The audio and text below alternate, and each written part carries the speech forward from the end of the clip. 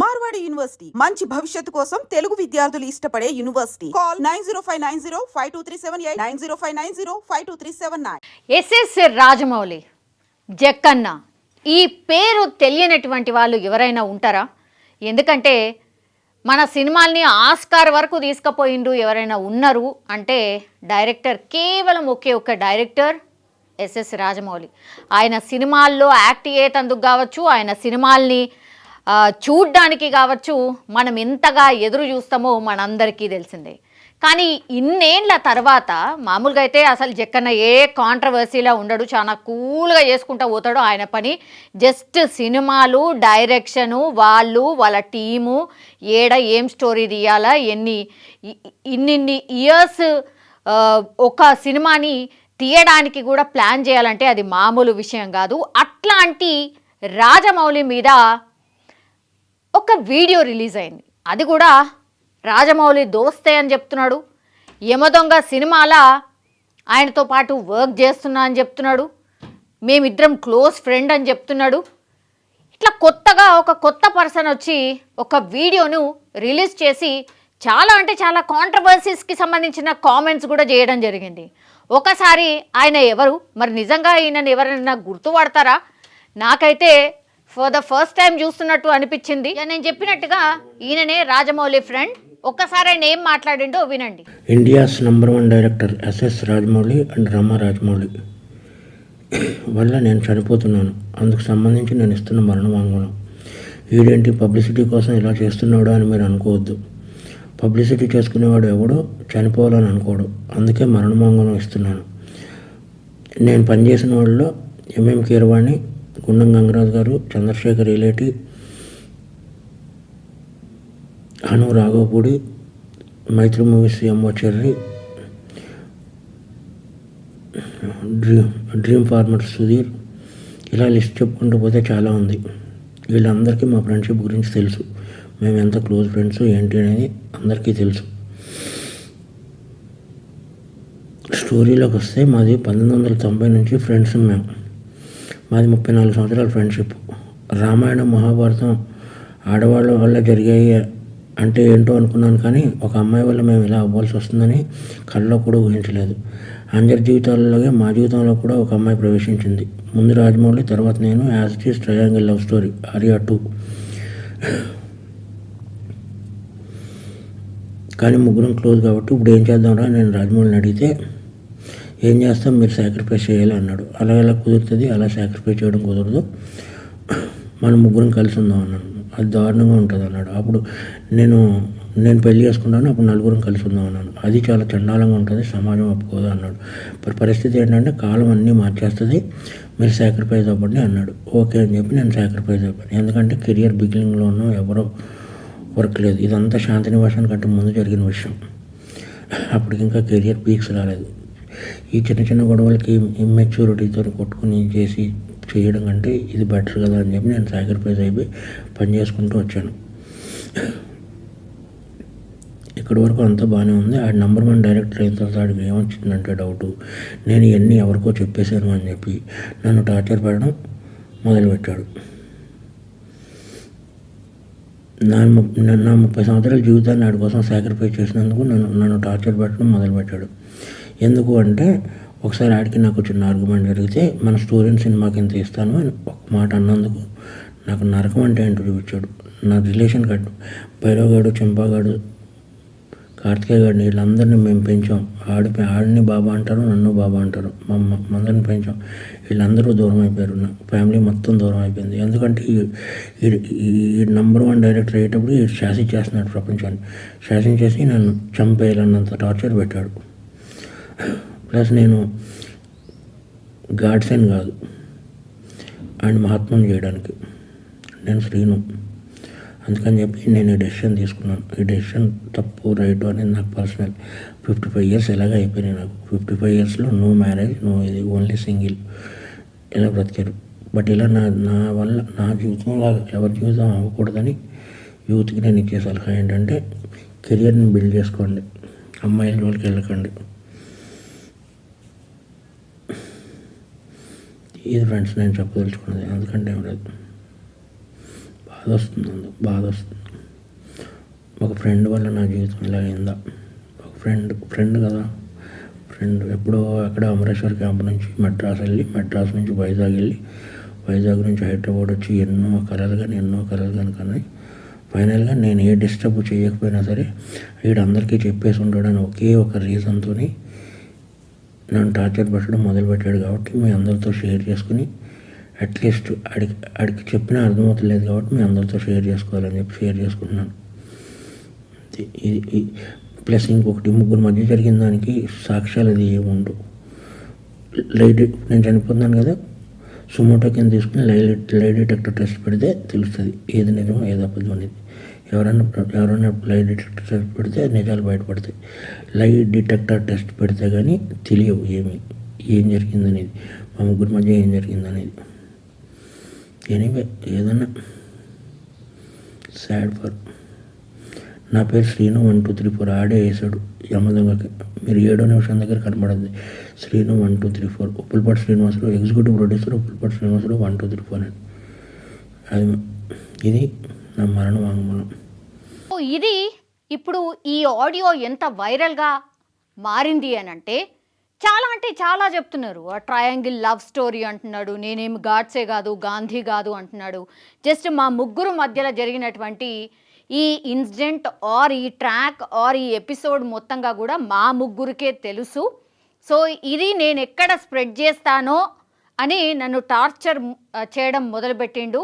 Because ఇది బయటకు వచ్చేస్తే నెంబర్ 1 పొజిషన్లో ఉన్న నా కెరీర్ కావచ్చు, లేదంటే నా పేరు పూర్తిగా పాడైపోతుంది. కాబట్టి నన్ను టార్చర్ చేయడం మొదలుపెట్టిండు. అందుకని నేను తట్టుకోలేక, ఇంకా భరించలేక ఈరోజు ఇంకా నేను ఒక వాంగ్మూలంలాగా, మరణ వాంగ్మూలంలాగానే నేను ఇస్తున్నాను. యాక్చువల్లీ నన్ను టార్చర్ పెడుతుంది రాజమౌళి. ఆయన టార్చర్ వల్లనే నేను చనిపోతున్నానంటూ కూడా ఒక వీడియోను రిలీజ్ చేసిండు. ఈయన పేరు వచ్చేసి యాక్చువల్లీ ఉప్పలపాటి శ్రీనివాసరావు.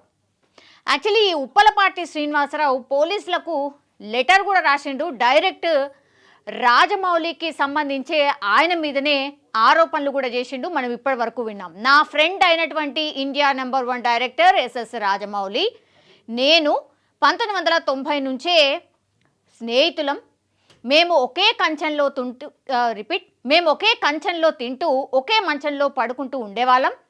అలాంటి నేను రాజమౌళి వల్ల టార్చర్ అనుభవిస్తున్నాను. ఇప్పుడు రాజమౌళి వల్ల చనిపోబోతున్నాను అంటూ 3 పేజీల ఒక సుదీర్ఘ వాంగ్మూలంతో పాటుగా ఆయన ఈ వీడియోను కూడా వాట్సాప్ ద్వారా షేర్ చేయడం జరిగింది. ఇప్పుడు ఈ ట్రయాంగిల్ లవ్ స్టోరీ అంటూ 3వ వ్యక్తి వివరాలను కూడా ఆయన ఈ లేఖలో పేర్కొనడం జరిగింది. ఆ 3వ వ్యక్తి ఎవరో కాదు, స్టార్ డైరెక్టర్ రాజమౌళి సతీమణి రమా రాజమౌళి అంటూ ఆయన పేర్కోవడం జరిగింది. పోలీసులని సుమోటోగా మీరు కేసుని టేకప్ చేయండి, ఎందుకంటే మా ముగ్గురు మధ్యలోనే జరిగినటువంటి సంభాషణ కాబట్టి ఇంకా వేరే వ్యక్తి ఎవరు ఉండరు కాబట్టి డైరెక్టర్ రాజమౌళికే లై డిటెక్టర్ టెస్ట్ చేయండి. అయితే పూర్తిగా మీకు వివరాలు బయటకు వస్తాయి. లై డిటెక్టర్ చేస్తేనే నేను చెప్పిన ఈ మరణ వాంగ్మూలం ఏదైతే ఉంది అది 100% నిజమని తేలుతుంది. కాబట్టి రాజమౌళికి లై డిటెక్టర్ టెస్ట్ చేయండి, దీన్ని సుమోటోగా కేస్ టేకప్ చేయండి అంటూ ఆ వీడియోలో రిక్వెస్ట్ చేయడం జరుగుతోంది. ఆ లేఖలో ఇంకేం రాశాడు అంటే, రాజమౌళి డైరెక్టర్గా ఎదగడానికి నా జీవితం మొత్తం ధారపోశాను.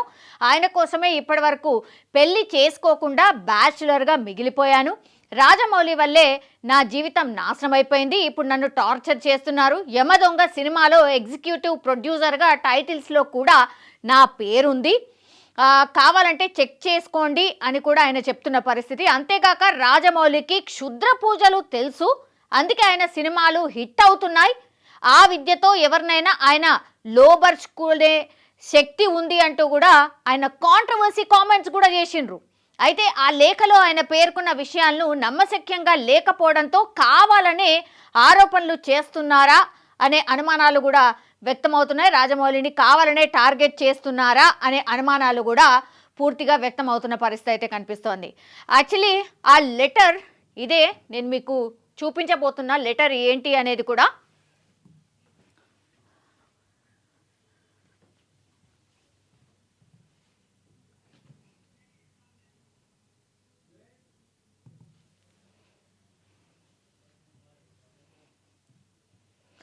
సో ఇది ఆయన రాసినటువంటి లెటర్. ఇది చూడండి, మెట్టు పోలీస్ స్టేషన్ సర్కిల్ ఇన్స్పెక్టర్ గారు, మెట్టు పోలీస్ స్టేషన్ అంటూ విషయం ఏంటి, నేను చనిపోవడానికి కారణమైనటువంటి India #1 director SS Rajamouli and Rama Rajamouli మీద నేను ఇస్తున్న మరణ వాంగ్మూలం అంటూ ఇదిగో ఈ వీడియోనైతే షేర్ చేసిండ్రు. అట్లనే ఈ లెటర్ని కూడా మనం చూడొచ్చు. పూర్తిగా నెంబర్స్తో సహా ఇచ్చిండు ఎవరెవరు ఏంటి అనేది. మేమిద్దరం బెస్ట్ ఫ్యామిలీ ఫ్రెండ్స్ అని చెప్పుకోవచ్చు. సాక్ష్యాలను మీరు కొంతమంది సెలబ్రిటీలను నంబర్లు కూడా ఇస్తారు, వాళ్ళని కూడా అడిగి తెలుసుకోండి అంటూ కొంతమంది నెంబర్లను కూడా ఇలా షేర్ చేయడం జరిగింది. ఇది ఇప్పుడు పెద్ద దుమారమే క్రియేట్ చేస్తోంది అనుకోవచ్చు. ఎందుకంటే ఎవరు కూడా ఇట్లా ఇంత స్టార్ డైరెక్టర్ మీద ఎవరైనా ఇంత భయంకరమైన ఎలిగేషన్ ఏంటి, క్షుద్ర పూజలు తెలుసు అందుకని ఆయన సినిమాలు హిట్ అవుతున్నాయి, ఇట్లాంటి కాంట్రవర్సీ కామెంట్స్ కూడా చేయడం అసలు నిజంగానే కొన్ని అనుమానాలు అయితే రేకెత్తిస్తోంది. జెన్యూన్గా ఆయన మాట్లాడుతున్నాడా, మరి ఎవరైనా మాట్లాడిస్తున్నారా అన్న అనుమానాలు కూడా వ్యక్తమవుతున్నాయి. ఎందుకంటే కెరీర్ ఎప్పుడో బిగినింగ్లో ఉన్నటువంటి వ్యక్తి మధ్యలో ఇన్ని ఇయర్స్ గ్యాప్ తర్వాత వచ్చి ఇట్లా నేను మరణ వాంగ్మూలం ఇస్తున్నాను, నాది మరణ వాంగ్మూలం లాగా తీసుకోండి అంటూ కూడా ఆయన ఒక వీడియోనైతే రిలీజ్ చేసిండ్రు. అట్లనే ఈ లెటర్ని కూడా మనం చూడొచ్చు. ఇందులో నేను ఇంతకుముందు చెప్పినట్టుగా చాలా విషయాలైతే రాసినటువంటి పరిస్థితి. నేను ఇది సెకండ్ పేజ్, యాక్చువల్లీ థర్డ్ పేజ్లో కూడా నేను ఇంతకుముందు చెప్పినట్టుగా క్షుద్ర పూజలు తెలుసు, సినిమా అందుకే హిట్ అవుతున్నాయి, ఇట్లాంటివి కూడా ఆయన ఈ లెటర్లో రాయడం అయితే జరిగింది. ఇప్పుడు పోలీసులు మరి ఏ దిశగా ఇన్వెస్టిగేషన్ చేయబోతున్నారు, ఆయన ఇంకో అడుగు ముందుకేసి లై డిటెక్టర్ టెస్ట్ చేయండి, సుమోటోగా కేసు టేకప్ చేయండి అంటూ మాట్లాడడం కూడా కొంత కాంట్రవర్సీకి దారితీస్తున్న పరిస్థితి అయితే కనిపిస్తోంది. ఇంకోటి ఏంటంటే career beginning, actually Rajamouli career ఎక్కడ బిగిన్ అయింది ఏంటి అని అంటే తెలుగు సినిమా పరిశ్రమ ఖ్యాతిని ఎల్లలు దాటించిండు. అట్లనే అంతర్జాతీయ స్థాయిలో గుర్తింపు ఎవరైనా తెచ్చిన డైరెక్టర్ ఎవరైనా ఉన్నారు అంటే ఎస్ఎస్ రాజమౌళి. అది అందరికీ తెలుసు, చిన్న పిల్లల్ని అడిగినా తెలుస్తుంది. సో తీసింది కొన్ని సినిమాలైనా సినిమాలతో భారీ విజయాన్ని సొంతం చేసుకున్నారు రాజమౌళి. ప్రముఖ డైరెక్టర్ రాఘవేందర్ రావు పర్యవేక్షణలో శాంతి నివాసం అనే సీరియల్కి ఎపిసోడ్ డైరెక్టర్గా తన కెరీర్ని ప్రారంభించిండు. ఆ తర్వాత ఎన్టీఆర్ హీరోగా స్టూడెంట్ #1 అనే సినిమాతోని ఎంట్రీ ఇచ్చిండు రాజమౌళి. ఆ తర్వాత బాహుబలి మూవీతో ఆయన పాన్ ఇండియా దర్శకుడు అయినరు. ఆ తర్వాత RRR మూవీతో తెలుగువారి ఖ్యాతిని ఎల్లలు దాటించిండ్రు. మనందరికీ తెలిసిందే, ఆస్కార్ వరకు మనం వెళ్ళినామంటే మామూలు విషయం కాదు. సో ప్రస్తుతం మహేష్ బాబుతో భారీ అడ్వెంచర్ అండ్ యాక్షన్ మూవీని కూడా తెరకెక్కిస్తున్నారు. చాలామంది ఎప్పుడెప్పుడు రాజమౌళి ఫినిష్ చేస్తారా, ఆ తర్వాత మాకెప్పుడు ఛాన్స్ ఇస్తారా అని స్టార్ హీరోస్ కూడా ఎదురు చూస్తున్న పరిస్థితుల్లో ఇప్పుడైతే మహేష్ బాబుతో ఒక సినిమానైతే చేస్తున్నారు. ప్రస్తుతం ఆ మూవీ షూటింగ్లో బిజీగా ఉన్న జక్కన్నపై ఆయన స్నేహితుడు అని చెప్పుకుంటున్నటువంటి ఉప్పలపాటి శ్రీనివాసరావు, ఈయన ఉప్పలపాటి శ్రీనివాసరావు ఆయన ఒక సంచలనమైనటువంటి ఆరోపణలు అయితే చేసిండ్రు. తనకు చావు ఒకటే మార్గం, ఇదే తన మరణ వాంగ్మూలం అంటూ పోలీసులకైతే లేఖ రాసిన పరిస్థితి అయితే కనిపిస్తోంది. మరి దీని మీద జక్కన్న రియాక్ట్ అవుతారా, లేకపోతే జక్కన్న ఫ్యామిలీ మెంబర్స్ ఎవరైనా రియాక్ట్ అవుతారా, అసలు ఇందులో ఏముంది, ఆయన ఎవరో ఏందో కూడా తెలియదని ఏమన్నా స్టేట్మెంట్ ఇస్తారా, నిజంగానే ఈయన కోరుతున్నట్టుగా మరి మరణ వాంగ్మూలం కాబట్టి ఈయన ఎక్కడున్నాడు ఏంది అనేది పోలీసులు ఆల్రెడీ ఎంక్వైరీ చేయడం స్టార్ట్ చేసేసిండ్రు.